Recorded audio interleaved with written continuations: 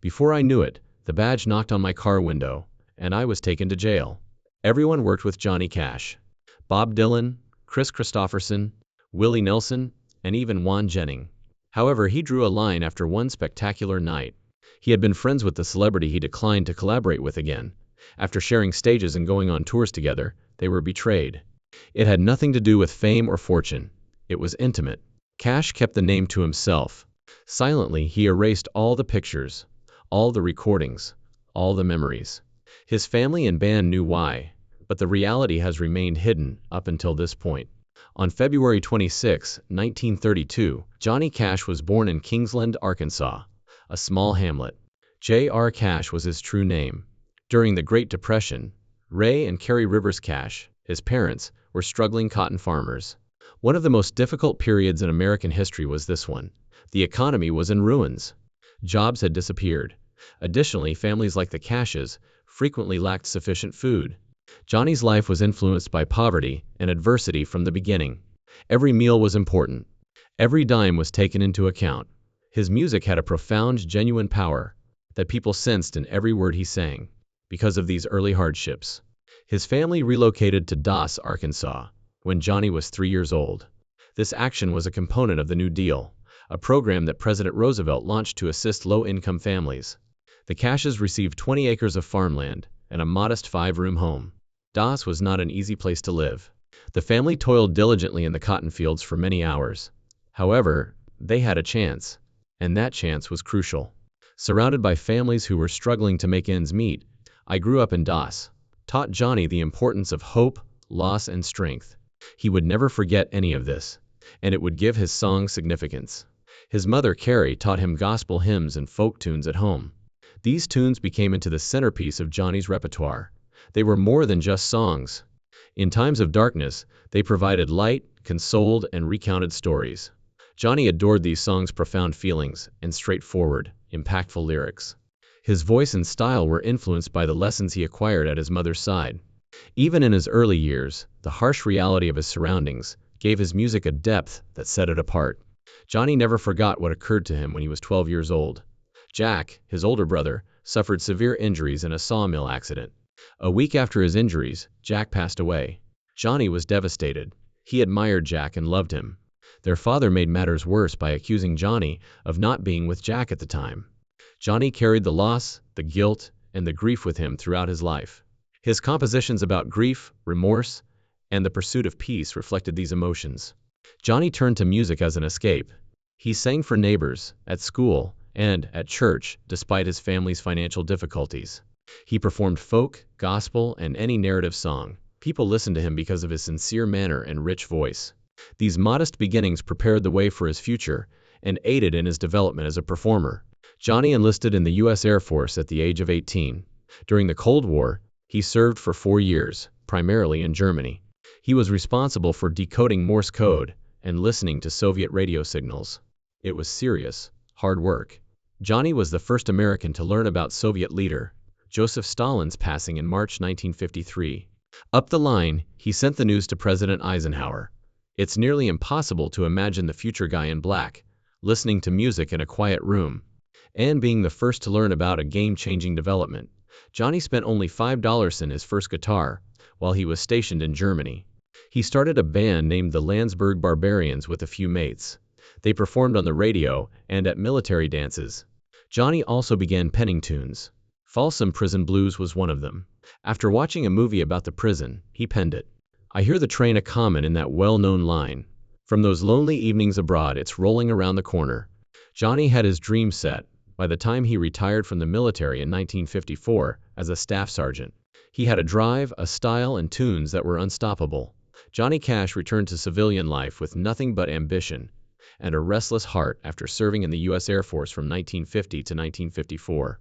He made Memphis, Tennessee, his home. Although there was a lot of music in the city, young veterans like him found little solace in it. He accepted a job at a car plant, but it didn't feel fulfilling. Soon after, he resigned. In the intense heat, he then attempted door-to-door sales of vacuums and kitchenware. Everywhere he went, rejection followed. His pride was crushed, and he often returned home broke. However, all of this adversity influenced his art. He developed a profound empathy for the working poor as a result of his hardships. His music would later stand out because of such unfiltered empathy. Johnny's life altered by 1955. He was desperate to get away from unfulfilling work, so he plucked up the confidence to go to Sun Records to try out for Sam Phillips. It was the same location where Jerry Lee Lewis and Elvis Presley were first introduced. Sam wanted something different, so Johnny started off singing church music. Johnny grabbed his guitar and played his stark, eerie tone with the Tennessee 2. Sam listened to songs like Hey Porter. Johnny was signed that day. He joined the rock and country movement right away. He would become known for his minimalist approach, which was unlike anything else on the charts. Johnny put out the songs that would make him famous between 1955 and 1956. Sob, Sob, Sob. His rich voice and straightforward melodies were first heard by the Globe through Hey Porter and Folsom Prison Blues. Only a snare drum, a guitar, and a bass. The statement "I shot a man in Reno just to watch him die" from Folsom Prison Blues startled listeners. The candor touched a nerve. Then, in 1956 came I Walk the Line. The song peaked at number 1 and remained on the country charts for 43 weeks. It even made the transition to pop, peaking at number 17. Fans felt as though Johnny was singing their lives because of his unique blend of strength and sensitivity. Johnny Cash was the most well-known figure in country and Western music by 1957. All his records sold out. His dedication was what set him apart. He performed for outcasts, inmates, and the impoverished. He wrote songs about men in prison, factory workers, and railroad workers. His songs resonated with people's own struggles. He became into more than just a singer. He represented hope. He was straightforward on stage. The lines that opened each concert were the same. Hi there, this is Johnny Cash. He then performed obscene prison blues. Just the man in black singing for those who felt forgotten, no fancy maneuvers. His performances were like get-togethers of like-minded people. At the age of 26, Johnny relocated his family to California. In 1958, in an attempt to break into the film industry, he paid $75,000 for Johnny Carson's Anino home, but his marriage to Vivian was already in disarray. It was not helped by the transfer. The demands and temptations of Hollywood only made matters worse. His movie aspirations failed. His family life became tense and isolating. He relocated to Casita Springs once more, in 1961, in the hopes of finding serenity. But his problems followed. At this point, Johnny's personal life started to go south. He grew close to Lori Collins, a 16-year-old singer. As a reminder of the controversy that had all but destroyed Jerry Lee Lewis, their friendship sparked rumors and anxiety. Friends intervened and cautioned Johnny about the danger, but his carelessness only increased. In 1956, it all began with a few tablets. Johnny was worn out from touring nonstop. He was given what appeared to be aspirin-like tablets. They included amphetamines. The drugs gave him an uncontrollable feeling that night. He became addicted quickly. He was initially kept going by the medications, but they also started to control him. He was taking them on a regular basis by 1957. To aid in his descent, he added barbiturates. Once a blessing, the medicines turned into his curse. Johnny's marriage fell apart as his addiction worsened. Vivian made an effort to keep the family together, but she was broken by Johnny's erratic conduct and protracted absences. The gap between them grew since she never felt included in his musical world. Johnny Cash was arrested 7 times between 1959 and 1968. They were wild and varied charges. He was arrested for narcotics possession, careless driving, and public intoxication. But in Starkville, Mississippi, one of the most bizarre arrests took place. Following a performance at Mississippi State University, it was May 11, 1965. At 2 in the morning, Cash was out on the streets, intoxicated. He was seen collecting flowers in someone's yard by a police officer. Although it seems innocuous, he was arrested for trespassing and disorderly conduct because of how disturbing his actions were. The situation worsened in the prison cell. He damaged a $40 shoe and injured his toe when he kicked the door so forcefully. He was so troubled by the incident that he later used it as the inspiration for the song Starkville City Jail. Later that year, Cash was arrested in his most well-known case, El Paso, Texas, on October 4, 1965. He had just crossed the border after purchasing inexpensive amphetamines in Juarez, Mexico. At the airport, he was apprehended by U.S. drug officers. He was suspected of transporting drugs. Rather, they discovered 475 Equinol, and 668 dexedrine tablets, concealed in his guitar box. Fans were taken aback when they saw the image of Johnny Cash, the man in black and handcuffs. He was crushed in jail that night. His wife, Vivian, hurried to El Paso to assist him after he subsequently confessed, "I just want to stay here and die because I'm too weak to face everyone." Ultimately, Cash received a $1,000 fine and a suspended sentence because the pills were prescribed medications. However, the harm to his reputation was already done. His reputation as an outlaw only got stronger. Cash was responsible for one of the worst catastrophes of his life on June 27, 1965. A few months prior, he got intoxicated while fishing in California's Los Padres National Forest. The dry brush caught fire due to either a malfunctioning exhaust system in his camper or an unattended campfire. 3 mountains and 508 acres were destroyed as the flames spread quickly. 49 of the remaining 53 California condors, one of the world's most endangered birds, perished in the fire. Cash initially attempted to avoid accountability. He even pretended to be ill in order to avoid attending a court hearing, but the truth eventually caught up with him. He received a fine of $82, one which was a significant amount back then. The damage didn't appear to bother him. His icy response to being questioned about the dead condors was, "I don't care about your damn yellow buzzards." This statement further damaged his already poor reputation. Not all jail nights were spent causing havoc. At times, it was simply odd. Cash once shared a cell with a large lumberjack in Carson City, Nevada, who didn't think he was the genuine Johnny Cash. The man became irate and menacing. Cash spent the entire night singing his hits to soothe him. The lumberjack soon dozed off, but he never believed him.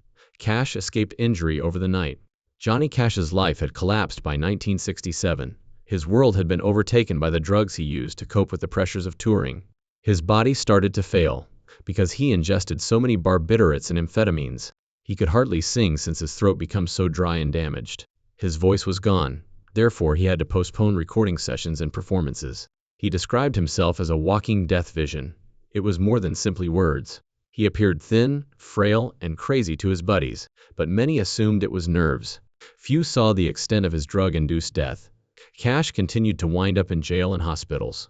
The man, who was renowned for his fiery songs and powerful voice, was now on the verge of losing everything. He reached the end of his hope in October 1967. He was certain that no one cared anymore, and felt broken and alone. He was devastated by the agony of the medications, the shame of disappointing others, and the terror of never singing again. He expressed his desire to avoid another sunrise in his book. This was not a depressing time. He had made up his mind to die. His wealth and notoriety were no longer important. The only way out, he thought, was death. He then proceeded to Nekak Cave. Outlaws had been known to hide in this dark, never-ending network of tunnels close to the Tennessee River. According to others, the cave extended as far as Alabama, beneath the mountains. Everything was planned by Cash. He desired to scuttle so far down that no one would discover him. He would turn off his flashlight and remain there till the cave turned into his tomb. He spent hours crawling and walking. He lay down in the dark and waited for the end, when his light finally went out. However, something occurred while he laid there. He felt his grief subside in the darkness and silence. He no longer felt the loneliness that had plagued him. He sensed the presence of God. Cash understood that he had no influence over his demise. At God's time, not his own, he would depart from this earth. He felt that God had arrived for him, despite the fact that he had never prayed before. His power came from that concept. He chose to follow the gentle breeze that he sensed. He crawled slowly back to the entrance. He saw light once more and survived what seemed like an eternity. June Carter and his mother were there when he emerged from that cave. They had arrived in search of him. "I had the feeling that something was off." Cash explained the situation to them.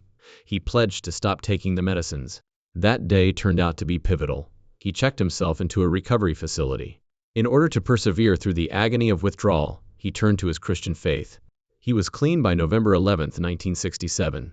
For the first time in more than a decade, he performed without alcohol. In 1956, June Carter and Johnny Cash met backstage at the Grand Ole Opry. The spark ignited immediately. At the time, they were both married, June to Edwin Rip Nix, and Cash to Vivian Liberto, with whom he had 4 children.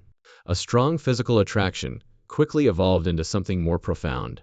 Their love of music and common Christian beliefs united them. However, their connection was everything but straightforward.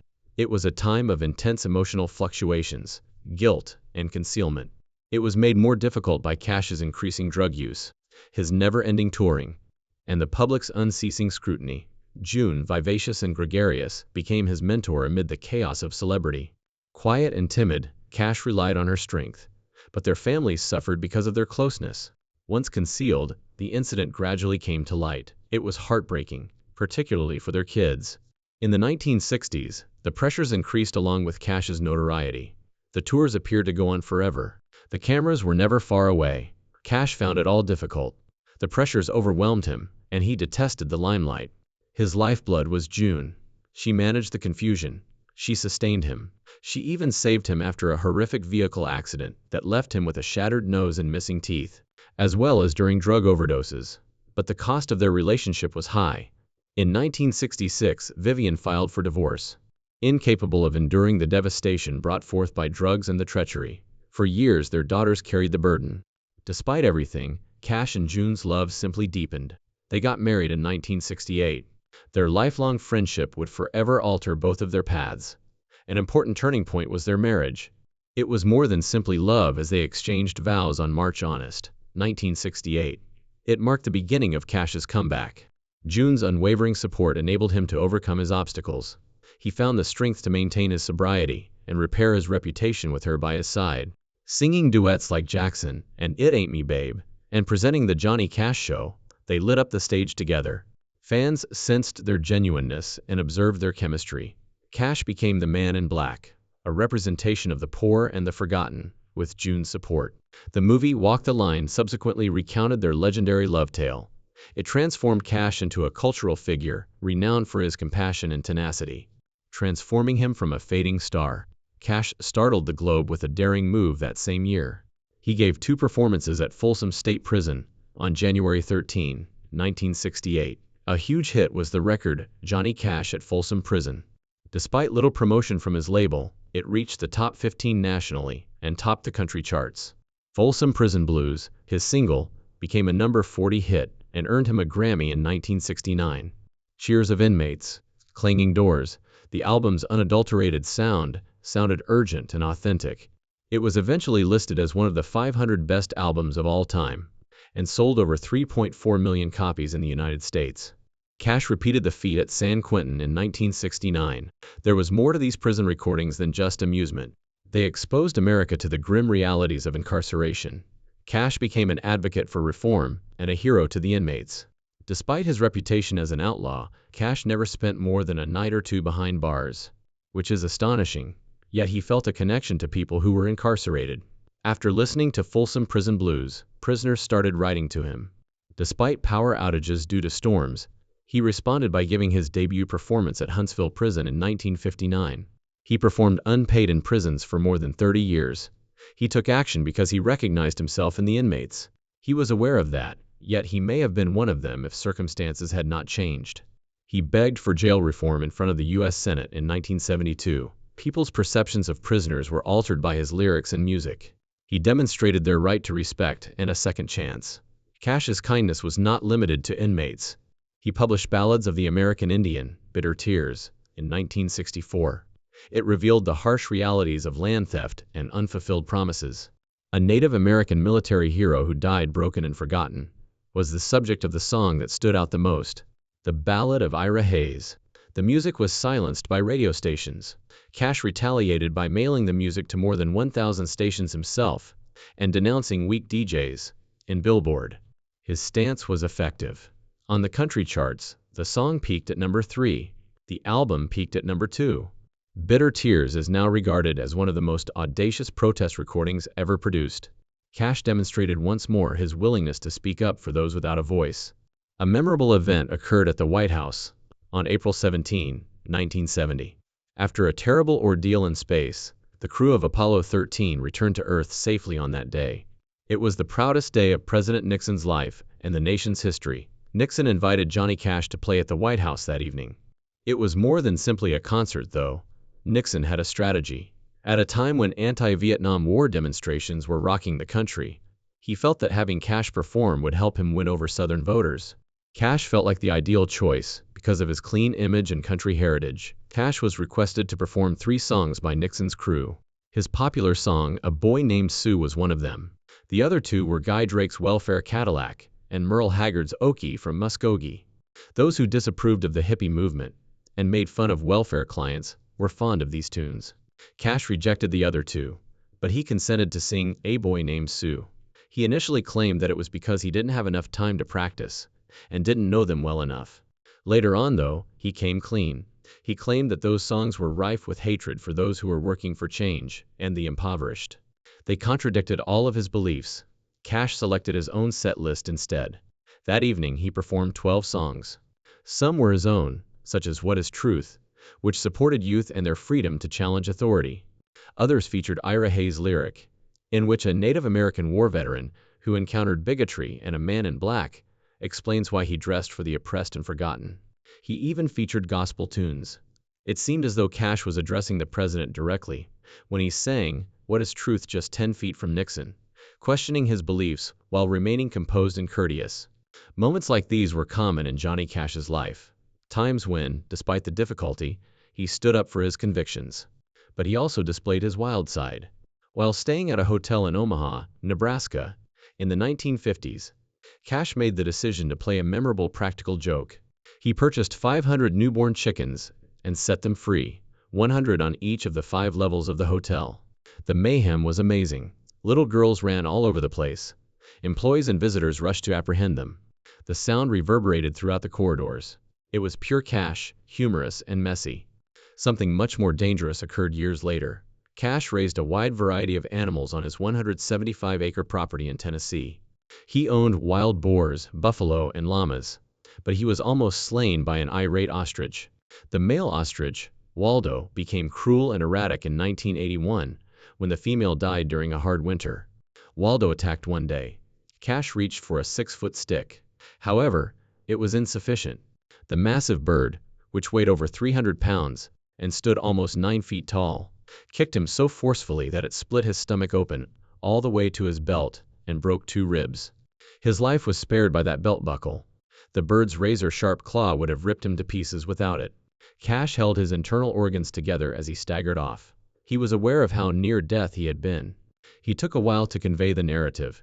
Even he thought it sounded too wild. The strength of that kick added to the terror of this attack. Cash had a size 13 boot, but the ostrich's big toe was bigger. The devastation was startling when it hit. Cash tumbled backward into a boulder, breaking 3 additional ribs. He was able to scare the ostrich away by striking its leg with his stick. However, the harm had already been done. Cash required medicines since the agony was so severe, which reminded him of an old battle he had been attempting to put behind him. One of the most impactful trips in music history is told through Johnny Cash's story. His solo career was in decline in the 1980s. However, something unexpected occurred in 1985. He teamed together with Kris Kristofferson, Willie Nelson, and Juan Jennings. They came together to become the Highwaymen.